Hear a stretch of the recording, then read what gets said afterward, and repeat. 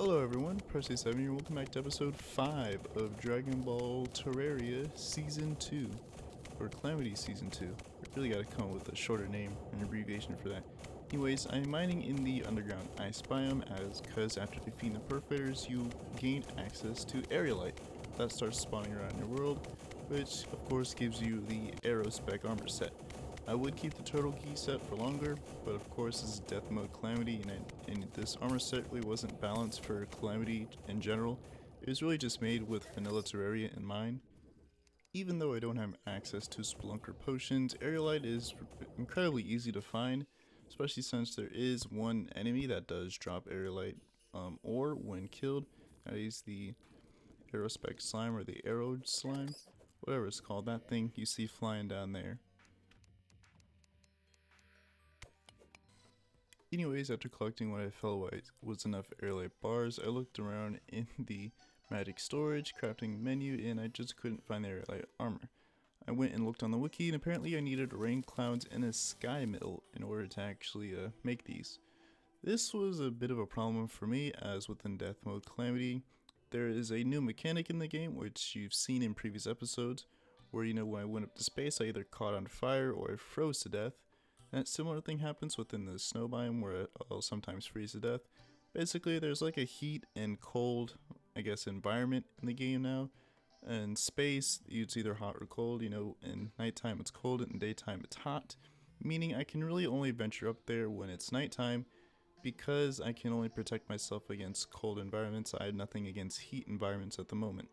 This can be a bit annoying, as this really does limit my time I can actually spend up there to look for materials. Thankfully, when I realized this, it was night, so I was easily able to just use a gravitation potion to get up there. Also, Sky Mill was another annoying thing about this, as Sky Mill only drops from the sky chests that you see in floating islands. The amount of floating islands you have in this game is severely limited. As you can see here, I completely forgot about the hot and cold mechanic, so I had to quickly get my hand warmers out.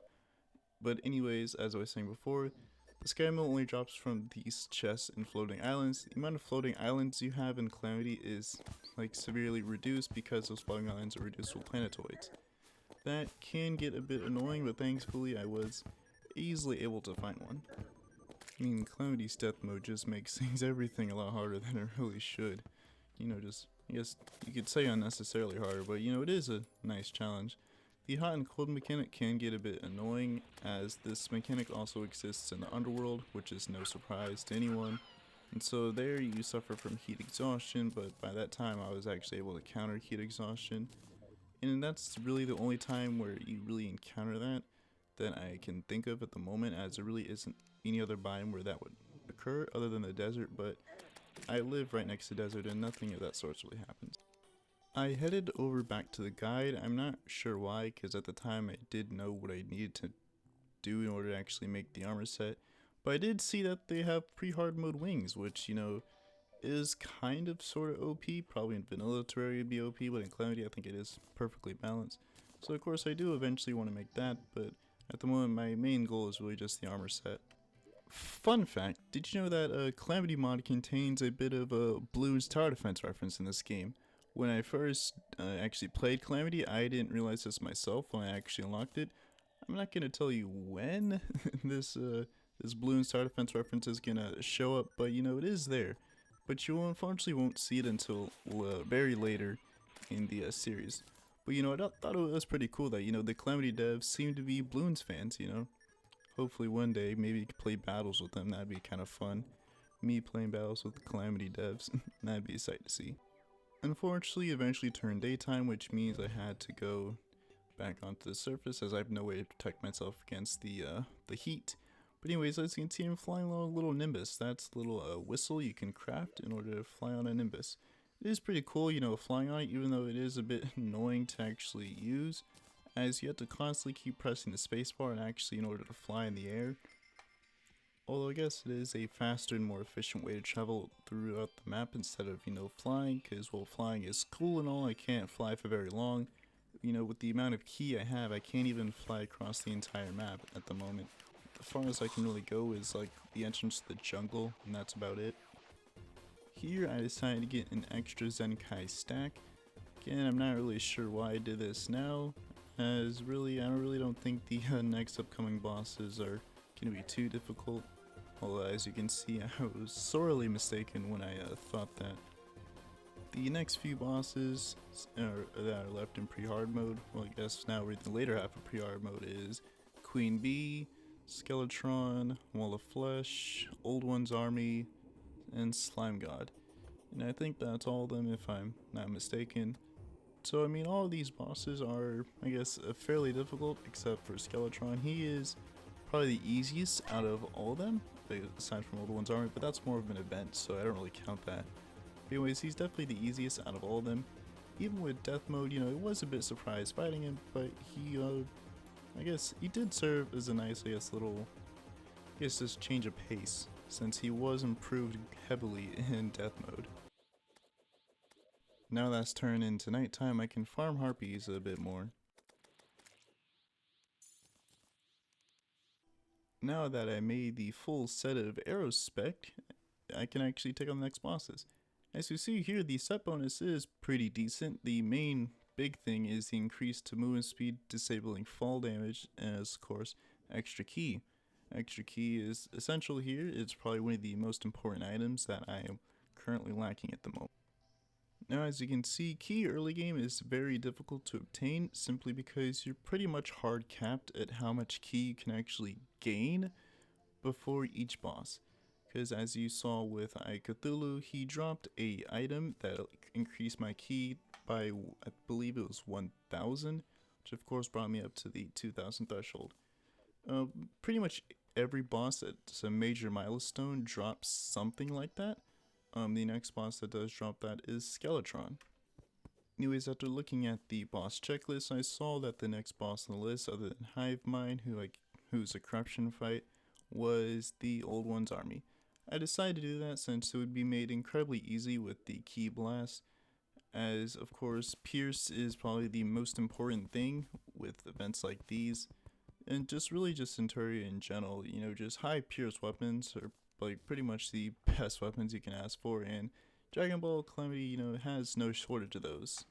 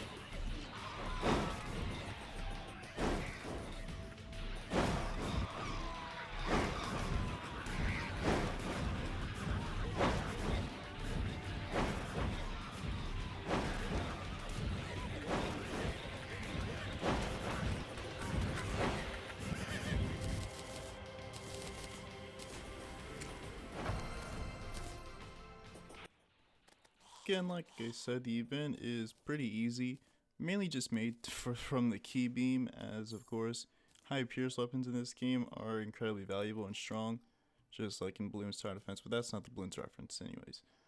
But yeah, again, high pierce weapons like the key beam just annihilate events like that, especially since they spawn from one side, so you essentially could just sit on the crystal and then just spam key blasts either to your left or right whenever enemies get too close.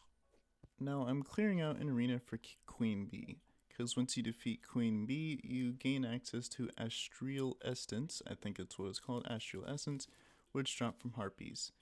Now usually I skip Queen Bee, as in Military she never really offers anything too interesting that makes it worth getting, but in Dragonball Terraria she drops the Kaioken ×3 doll, as well as of course allowing me to have access to Astral Essence, which really just gains me access to Destructo Disc, which is of course the main skill I want. Just like in Dragon Ball Z, Destructo Disc is fairly good and as a weapon you will be using for a really long while. Now for Queen Bee fight, I spent way too long on this, I will admit. It took me like 16 plus attempts in order to actually finish her. Why, you may ask? Well, I can't even answer that question myself. It was really just poor gameplay. I do tend to play these sessions like later at night.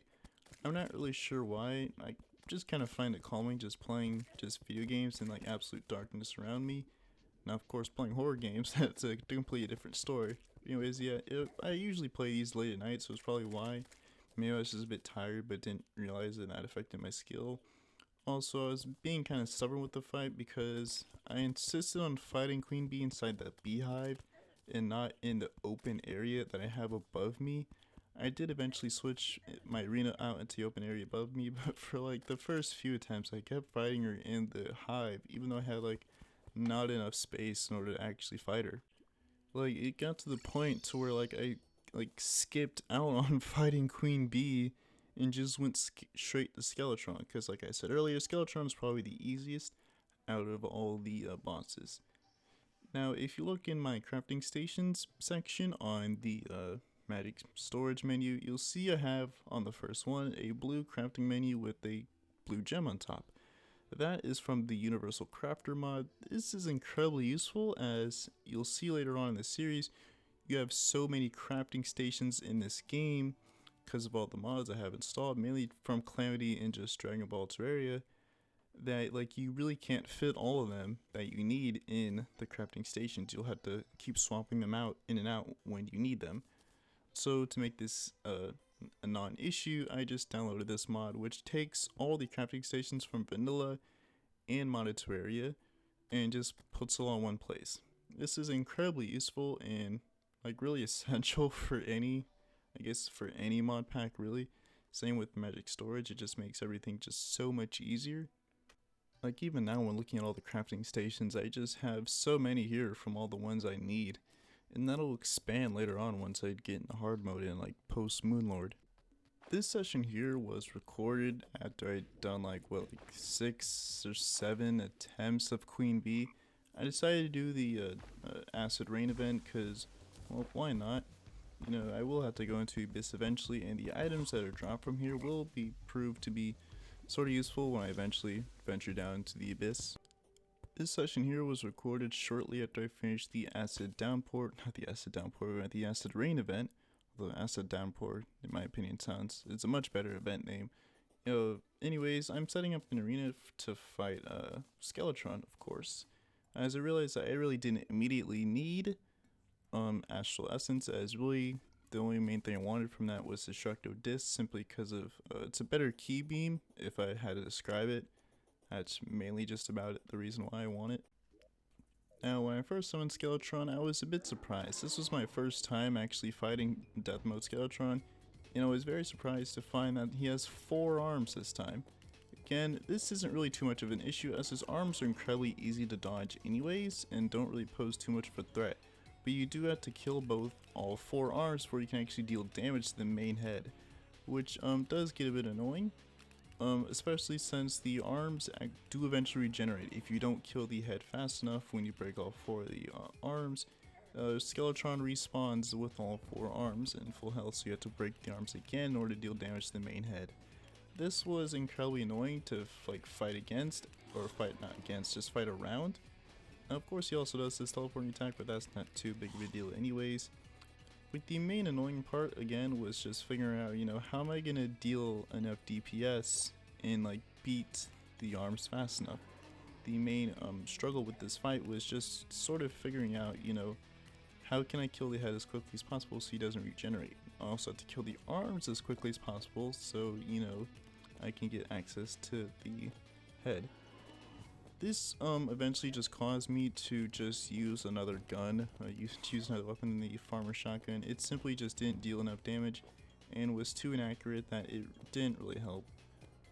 Now I didn't end up beating him in this attempt. This was my first attempt. I ended up dying, but I feel like I didn't really do too bad. Although I realized that damage was definitely something I lacked. As you can see, the farmer shotgun is doing almost like nothing at this point, you know. Is this stage in the game, even with the Unreal modifier, it's just terrible. Now here I wasn't really sure what to do, so I just started working on my elevator just to go down to Underworld a lot faster. I mean, it was just something to do. It just really gave me time to think about, okay, what do I want to do next? Of course, I was getting burnt out of fighting Queen Bee because this is after like what, 10 attempts so far. This like isn't even gotten to the session where I literally spent like an hour and a half just fighting Queen Bee just over and over and over and over again and just failing miserably every time. The first attempt, of course, was the closest I've gotten. It was a pretty decent attempt, but you know, I just couldn't do it for whatever reason. I decided to go down to Underworld as of course I can mine the Hellstone that's there in order to get the armor set from that. This session was recorded after, like, I can't even remember just how many Queen Bee attempts. I was trying to gain Zenkai from King Slime. As you can see, I did it quite a bit to where I'm up at 430 health, I believe that says. The text is quite small for me in post editing, so can't really see it, but a little more looking at it, kind of looks like 470, 430. But I believe this is 430.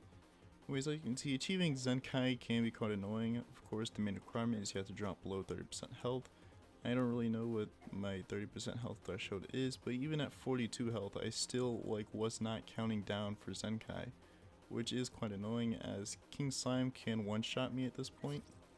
And of course, as soon as he doesn't do that, he kills me into it.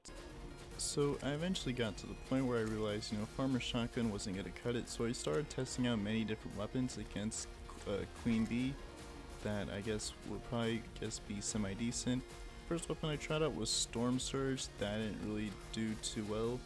The weapon I wanted to try out was the bullet-filled shotgun, but I'm guessing the Calamity devs removed it from the game for being too weak, as in the description of the weapon on the wiki, it did say that, you know, the weapon was outclassed by pretty much everything you would have unlocked once you got to that point.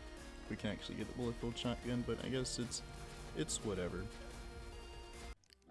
After obtaining a full set of Hellstone armor and a new weapon that I'm gonna try against Queen Bee, the marionette bayonet, which is a very interesting name. I think that's how to pronounce it. This is the attempt that actually succeeded in killing Skeletron, even though it was quite a messy attempt, I will say that.